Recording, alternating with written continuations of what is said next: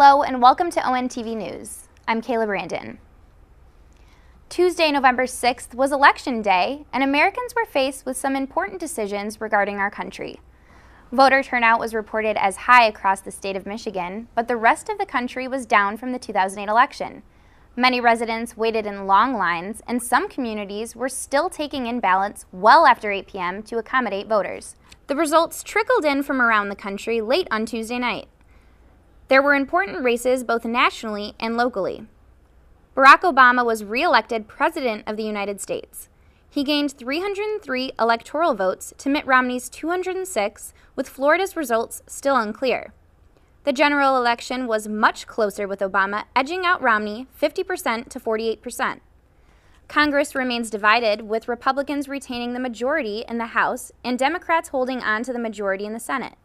In Michigan, voters re-elected Democratic Senator Debbie Stabenow for her third term.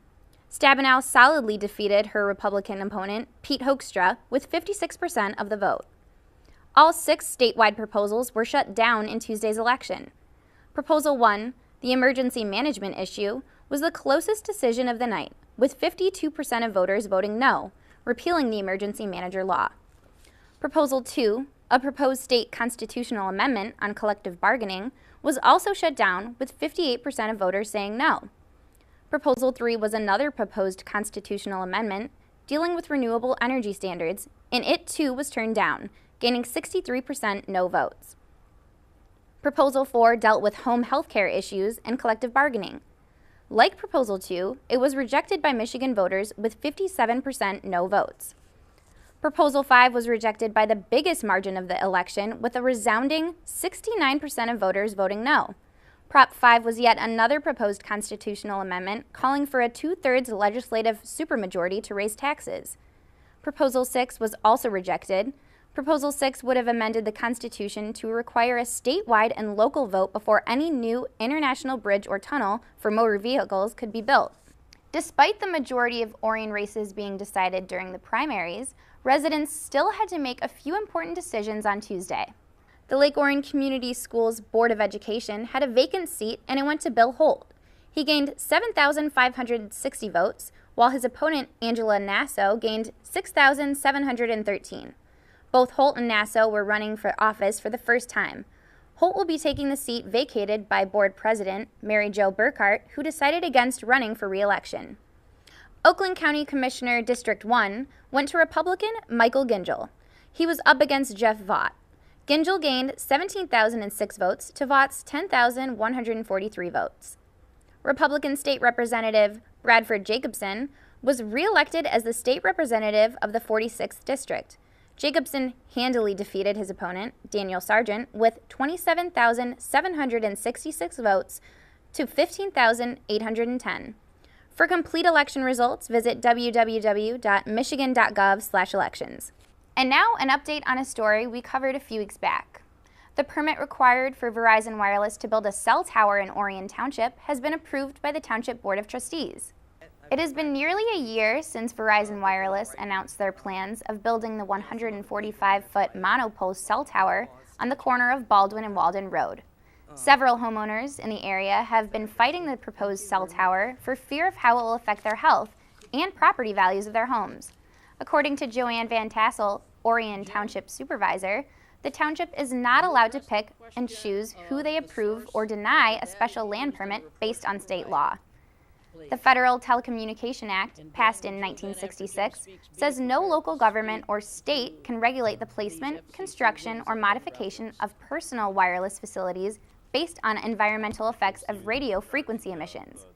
The Federal Telecommunication Act, passed in 1966, says no local government or state can regulate the placement, construction, or modification of personal wireless facilities based on environmental effects of radio frequency emissions. With all the objections from citizens, Orion Township was able to send out an independent radio frequency engineer. The survey that was conducted confirmed Verizon's claim they needed an additional tower to cover gaps in their service. The Lake Orion Lions Club got into the holiday spirit this past weekend for their annual charity auction, benefiting local families during the Christmas season.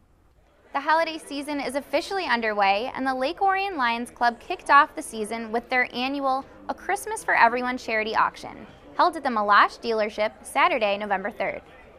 Proceeds from the event fund the Lake Orion Lions Club Christmas Basket program that benefits over 250 Lake Orion families in need.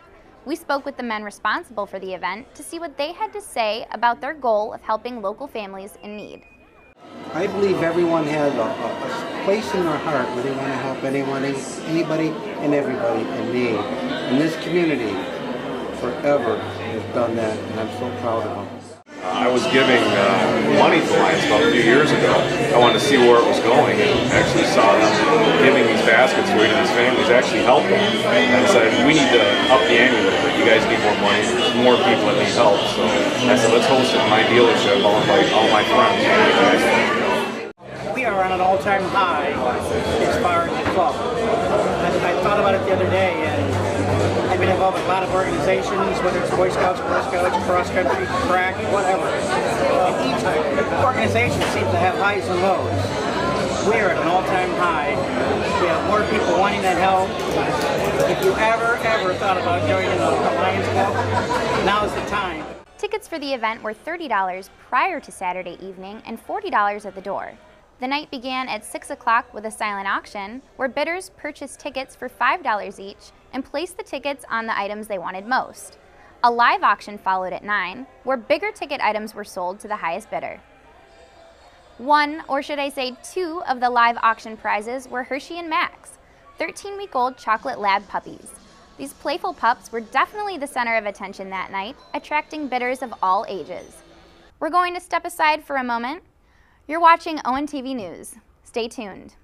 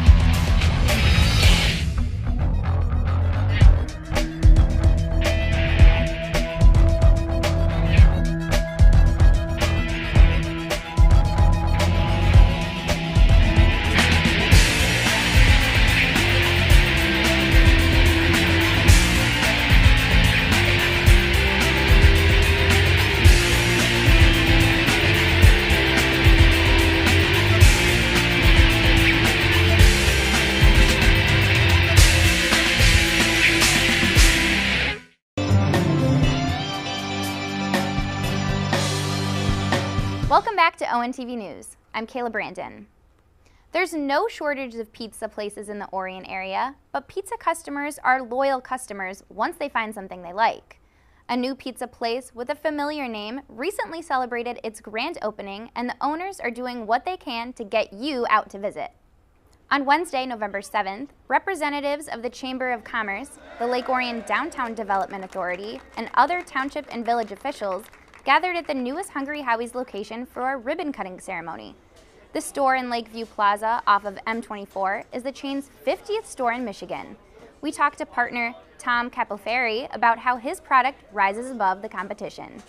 Anybody that knows Hungry Howie's knows that we're the home of the flavored crust. So that's what's been separating us from the competition for years. And each year for the last 3 years, we've come out with actually specialty crusts, limited time offer crusts. Like the latest was a spicy sesame seed. So we're always working on building up that brand, and so things don't get bland for our customers. Flavored crusts are great. The butter cheese, the garlic herb are our most popular, but we always like to bring out something a little new, every few months to kind of keep it fresh for our customers. Prior to the actual ribbon cutting, Hungry Howie's presented 2 checks to community organizations. A representative of Love Inc. accepted a check for $250, and the Lake Orion Education Foundation received a check as well. I think it's important that as a businessman, you reach out first to the community, and then if you do that, they'll embrace you. I don't think it should be the other way around. You wait till you're successful, then you give back. It's the other way around. You give first, and you'll reap your rewards.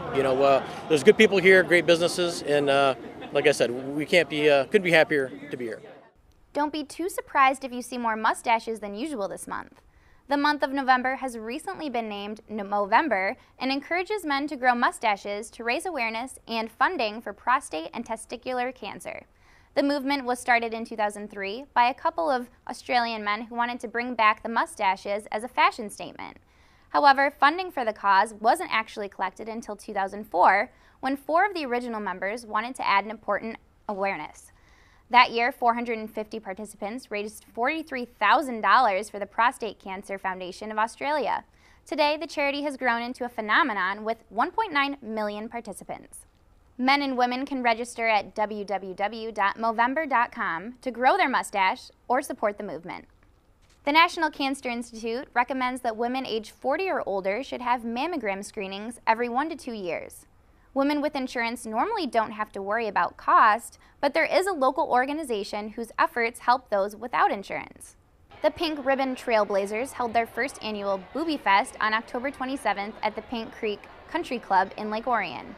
Over 130 people were in attendance to take part in live and silent auctions. More than 60 auction items were donated by area businesses, including trips to places like Cancun. And the Women's Fund of Greater Rochester presented a check for $500. More than $10,000 was raised at the event, which helps women in Oakland County who don't have insurance to receive mammograms. At the last clinic sponsored by the Pink Ribbon Trailblazers, 35 women received mammograms. The next clinic is scheduled for January 26th at the Alice Gustafson Center at St. Joseph Mercy Oakland in Pontiac.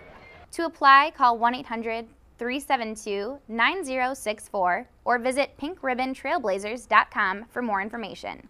In 2006, Thomas Built Buses of South Carolina realized the impact of school bus drivers have on the lives of children, so they created the Children's Choice School Bus Driver of the Year essay contest.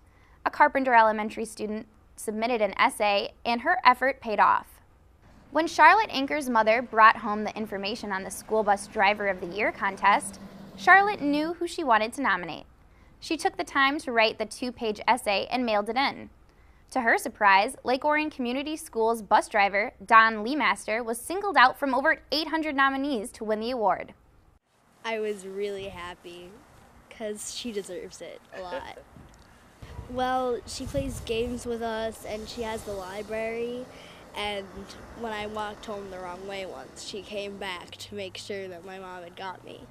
Don Leemaster has been a school bus driver for 16 years after a friend of hers talked her into it. She told us how she tries to make each bus ride special for the students. Well, first I get to know them and I ask them questions and find out what they like and what they don't like, and we play games. They read, I get books for them, and whatever interest they have, and we just get along, we have a good time, and I learn and they learn. I'm just pleased that drivers get recognized with this kind of effort, because I think Dawn is an excellent example, and certainly a student, to have a student recognized for recognizing these kind of qualities in a driver is also a real plus for our drivers and drivers all over the country. This is an award for drivers in North America, actually, so Dawn's representative of all bus drivers in North America that do good things for students. So I think that's really a tribute to our school district and drivers all over the country. As the 2012 Grand Prize winner, Leemaster received a $1,000 gift card. The student who wrote the essay won a $1,000 educational savings bond and a laptop computer. Both ladies received a Thomas Built Buses jacket and a lunchbox. Congratulations to both of you. We're going to take a quick break, but when we return, we'll take a look at local sports. You're watching ONTV News. Stay tuned.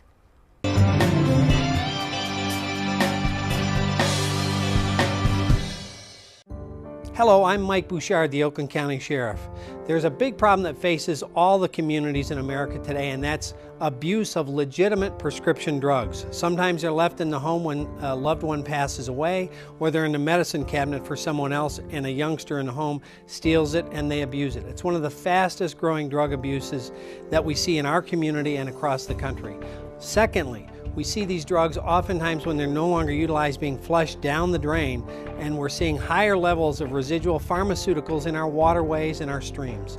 So, to solve two problems with one effort, we partnered with Home Instead Senior Care to start a program called Operation Medicine Cabinet to get those drugs out of the homes, out of the hands of youngsters, and out of the waterway, and safely and environmentally destroy them. Learn more about the program at OperationMedicineCabinetMI.com and be part of the solution. Thank you.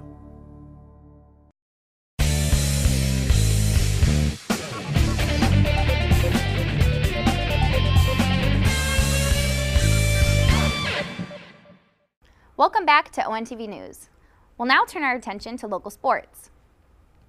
The Lake Orion Dragons football team continued their quest for a state championship, but first they had to get past Utica Eisenhower. On Friday, November 2nd, the Eagles came to Dragon Stadium to battle for the Division I championship. ONTV's Joe Johnson was on the sidelines and brings us highlights from this exciting battle. The temperature was cold, but the atmosphere was electric as the Dragons entered the field on Friday night. Both teams took to the field with the Dragons kicking off to the Eagles. Jay Myron fielded the kick, and then this happened.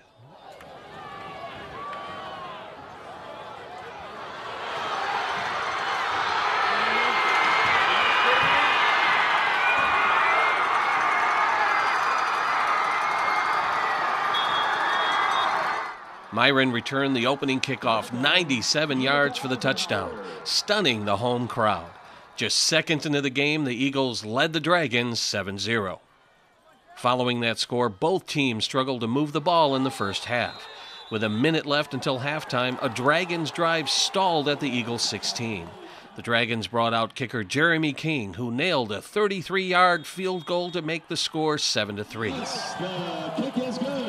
The defensive battle continued throughout the second half. Both teams had difficulty moving the ball. With 4:18 left in the third quarter, the Dragons were forced to punt from their own 29. Brad Schenzer's punt is blocked, and the Eagles recover the ball on the Dragons' 16. On 2nd and 9, Eagles quarterback Joey Zarafa is sacked for an 11-yard loss by Nicholas Booker. On 3rd and 20 on the Dragons' 26, Zarafa connects with Shane King, but Derek Williams makes a brilliant tackle that results in a 4-yard loss. On 4th and 24, the ball is on the Dragons' 30, and the Eagles are out of field goal range and are forced to go for it. Zarafa's pass comes up short of the first down, and the Dragons dodge a bullet, taking over possession of the ball. Let's go to the fourth. With 5 minutes left in the game, the Dragons begin to string together some first downs to get a drive going. On 2nd and 9, with the ball on their own 38, quarterback Derek DeLaura pitches the ball to Corey Esther, who stops and throws the ball up to wide receiver Chaz Miller. The 6'7" Miller outleaps 3 defenders to make an amazing catch. The flags you see, defensive pass interference. The penalty was declined and the catch was good for 32 yards. Later that same drive, with under 4 minutes to go and the clock ticking, the Dragons faced a 3rd and 3 on the Eagles' 24. Chaz Miller comes up with another big catch. He's taken down on the 11 for a 13-yard gain. Several plays later, on the Eagles' 7, the Dragons face another 3rd down and need a touchdown to go ahead. With Jacob Miller in the backfield, here's how the play unfolded.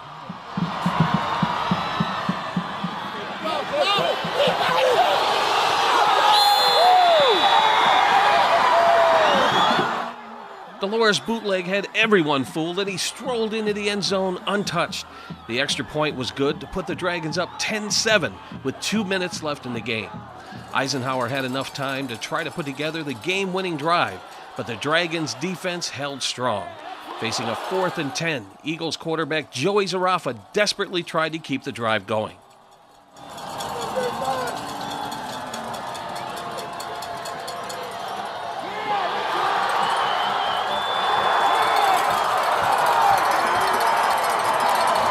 Zarafa's pass ruled incomplete. With the Dragons' defense forcing a turnover on downs, all Lake Orion had to do was kill the remaining time on the clock.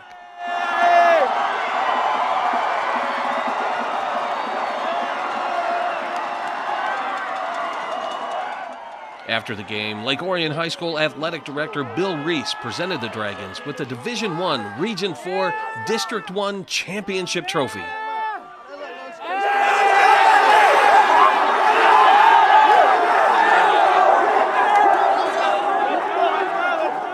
Opening kickoff, Eisenhower brings it back for a touchdown. What do you say to the guys in the huddle after that? You know, during the game, you can't get too high or too low. I mean, it's just one play in the game. I mean, we know we dug ourselves a hole, but there's a lot of football left to play, and we talk about being even keel. You just keep playing hard, you stay even keel, and after 48 minutes, we'll see where we are.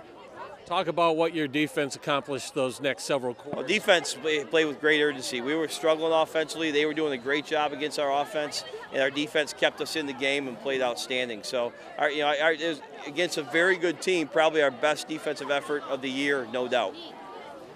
The defense keeps it close, comes down to that final quarter, that final drive, a couple of big completions. Talk about that final drive that brought you into the end zone. Well, you know what, we made some plays. You know, the young guy made a nice run down there. We put the sophomore in. We started to get some chunks. Then the play of the game was probably Corey's pass to Chaz. We ran that rocket pass. Got a good matchup with Chaz. Chaz went up, made a heck of a play. Put us in position. A couple more big runs that set up that bootleg there. They were flowing so fast to the bootleg. The guys upstairs are calling for it, and we ran the bootleg and walked in the end zone. Talk about that bootleg. I mean, I was fooled. Everyone was fooled. What was going through your head as the play developed? That's either a hit or miss. It's either going to be a loss of 5 or a touchdown.